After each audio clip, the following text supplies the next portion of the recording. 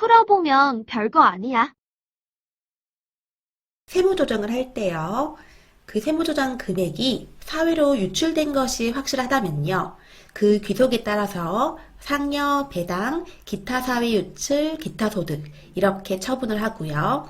만약에 세무조정 금액이 사회에 유출된 게 아니라 사내에 남아있다면요. 우리는 유보라는 소득 처분을 하게 되는데요. 우리 유보라는 소득 처분은요. 결산서에서 인식한 자산부채, 즉 자본의 금액과 그리고 세법에서 인식하는 자산부채, 즉 자본의 금액이 차이가 있다면요. 우리는 그 차이 금액에 대해서 유보라는 소득 처분을 하게 되죠. 유보라는 소득 처분은요. 자본금과 적립금 조정명세서 을에 기재하게 되어 있고요. 그리고 매 기마다 관리를 하다가 해당 자산이 감가상각할 때라든지 아니면은 처분될 때 반드시 추인되게 되어 있습니다. 반대 조정으로 반드시 없어지게 돼 있다는 얘기인데요. 우리 예제 2-2번을 풀어보면서요.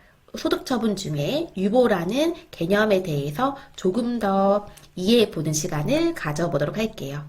문제풀이 시간 1분 드릴게요.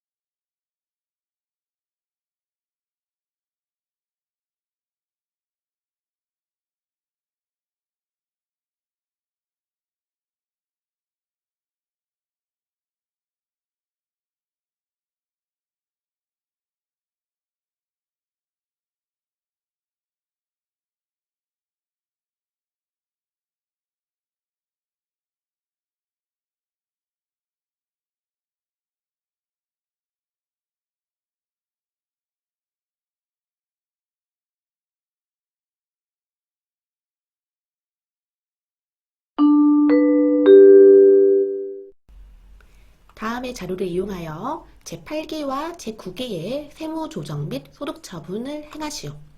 자, 1번 주식회사 경위는 제8기의 건물을 취득하고요.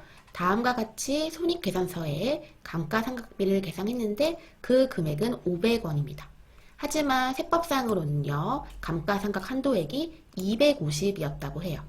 그러면 지금 감가상각 비용 자체가 세법상 한도액에 비해서 과다 계상이 돼 있는 거죠. 손익계산서와 재무상대표를 좀 요약해서 보면요. 감가상각비가 문제처럼 비용이 과다하게 계상이 되면요. 당기순이익은 과소계상이 될 거예요. 그렇죠? 근데 당기순이익이 과소계상되는 거를 세법은 아주 싫어하죠. 그 이유가 우리가 당기순이익을 시작으로 해서 세무조정금액을 반영해서 결과적으로 과세상 소득인 각 사업연도 소득이 계산되기 때문인데요. 당기순이익이 과소계상된다면요. 우리가 가산조정을 해줘서 적정한 과세소득으로 업을 시켜주는 거죠. 그러면 지금처럼 세법 한도액을 넘어서 감가상각비가 과다하게 계산이 된다면요. 반드시 가산조정이 발생하게 될 겁니다. 그리고 감가상각비는 일반적인 비용과는 달리 자산의 가액에도 영향을 미치는 비용이죠. 우리 감가상각비를 계상했다는 얘기는 감가상각 누계액을 함께 계상을 하기 때문에요. 자산가액에도 영향을 미치게 되는 겁니다. 그럼 감가상각비가 과다하게 계상됐다면요. 감가상각 누계액도 과다 계상이 됐을 거예요. 그러면 전체적인 이 건물 장부가액이 과소계상이 되게 되죠.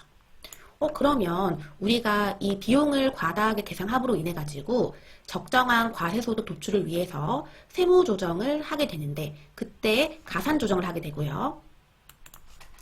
그리고 가산조정인 송금불산입 조정을 하고 소득처분을 할 때는 지금 회계상 장부가액이 과소계상되어 있기 때문에 세법에서 생각하는 그 건물의 장부가액과는 차이가 발생해요.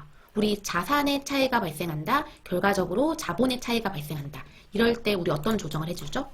바로 유보라는 조정을 하게 되죠. 일단 먼저 개괄적인 설명을 먼저 해드리고요. 뒤에 가서 분기를 통해서 상세하게 살펴보도록 하겠습니다. 그리고 9기 초에요. 건물을 매각했다고 해요.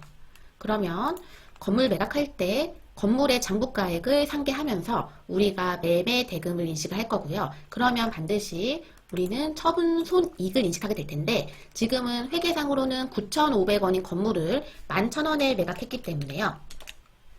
그러면은 처분이익이 1,500원이 발생합니다. 하지만 우리 세법상으로는요. 건물의 순장부가액이 9,500원이 아니라요. 처음 구매했던 건물 만원이라는 자산가액에 세법상 한도인 250만큼의 감가상각 누계액이 감소된 걸로 봐서 세법상으로는 이 건물의 장부가액은 9,750원인 거예요. 그러니 11,000원에 매각했다면요. 유형자산 처분이익은 1,500원이 아니라 1,250원이 되죠. 그럼 유형자산 처분이익이 과다하게 계산이 된 건데요. 그러면 당기순이익 역시도 과다 계산이 될 거예요. 그러면 적정한 각 사업연도 소득금액을 계산하기 위해서는 이 과다 계산된 당기순이익을 다운시켜 줄 필요가 있겠죠. 그러면 반드시 소반되는 것이 바로 차감 조정이 됩니다. 그래서 입금불산입이라는 차감 조정을 하게 되면요. 각 사업연도 소득이 적정하게 계산이 될 수가 있겠죠. 이렇게 유형자산 처분이익이 차이가 나는 이유는 뭐였죠? 회계상은 자산을 마이너스 9,500만큼 순장부가액을 차감을 했는데요. 세법상으로는 얼마가 되죠? 500만큼을 차감한 장부가액이 아니고 한도액 250만큼을 차감한 장부가액 9,750만큼의 자산을 이렇게 차감을 해야 되기 때문에 유형자산 처분이익에 대해서 달리 인식을 하게 되죠. 회계와 세법이요. 그러면 이렇게 자산가액의 차이가 있다. 자본의 차이가 있다 하면은 우리는 어떤 조정을 하게 됐죠? 유보라는 조정을 하게 되고요. 우리가 이게 표시할 때 차감 조정 같은 경우는 우리가 마이너스 유보 또는 이렇게 세무 유보로 보통 표시를 해줘서 가산 조정과 차감 조정일 때 유보와 구분을 해주고 있죠. 지금은 개념적인 설명까지 해드렸는데요. 이제 분계를 살펴보시면서 분계의 차이로 인해서 세무 조정하는 것을 또 보여드릴게요. 회계상 분계와 세법상 분계를 비교하면서 이번엔 세무 조정을 해보도록 할게요. 앞에서는 개념적인 설명이었다면 이번엔 좀 형식적인 분계를 통해서 어떤 차이가 있는지를 이제 보여드리려고 해요. 먼저 건물을요. 10,000원에 산 건 그냥 팩트죠. 그쵸? 세법도 이를 부인하는 건 아니에요. 그래서 건물을 10,000원으로 인식하고 뭐 현금 주고 샀다 이렇게 인식하는 건 동일합니다. 그러나 연말에 가서 감가상각비 계산을 할 때는요.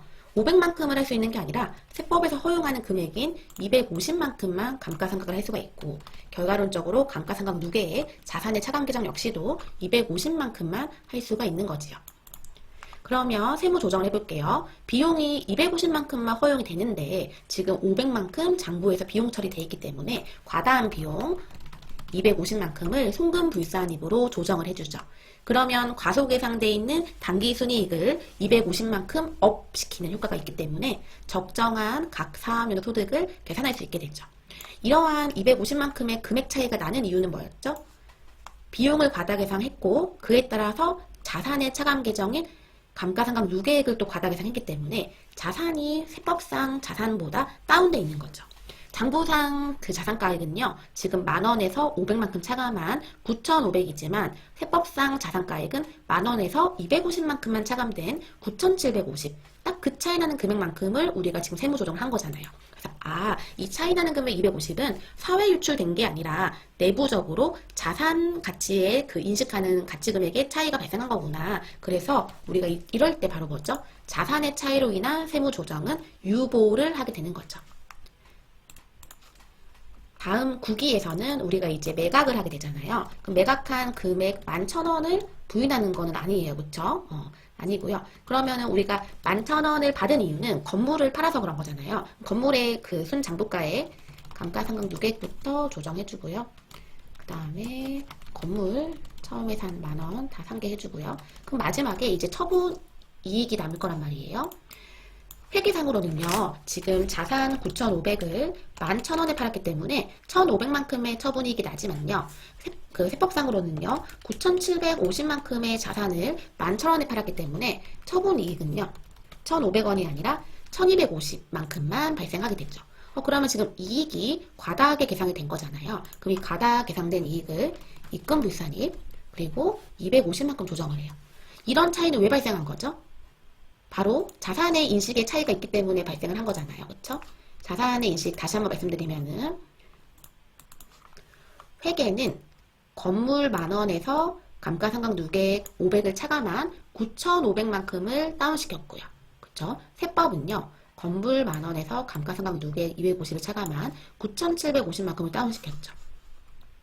장부에서 자산을 다운시킨 금액이 세법보다 작죠. 당연한 결과인 게 팔기에 자산을 과소인식한 것만큼이 그 결과가 구리까지 이어진 거죠. 그래서 이 250 차이 역시도 건물가, 그러니까 자산가액의 차이 때문에 발생한 그런 세무 조정이기 때문에요. 우리 소득처분 마찬가지로 뭘 해준다고요? 유보. 하지만 실무에서는 사실은요. 유보가 유보예요. 그런데 우리 공부하는 입장에서는 가산조정과 차감조정 구분하기 위해서 유보 앞에 빼기 또는 세무유보를 해주기로 했죠. 그러면 결과론적으로요. 어떻게 된 거죠? 우리 앞서서 발생한 이 250만큼의 유보가요. 처분 시점에 100% 반대 조정이 일어났죠. 그쵸? 처분 시점에 유보는 100% 추인이 된 겁니다. 건물이라서 그러긴 힘들겠지만 만약에 건물을 지분 2분의 1만 매각했다라고 하면요. 250의 100%가 아닌 그때는 250의 50%만큼만 추인될 거라서요. 입금불산입 125 마이너스 유보 이렇게도 문제가 변형될 수가 있겠죠.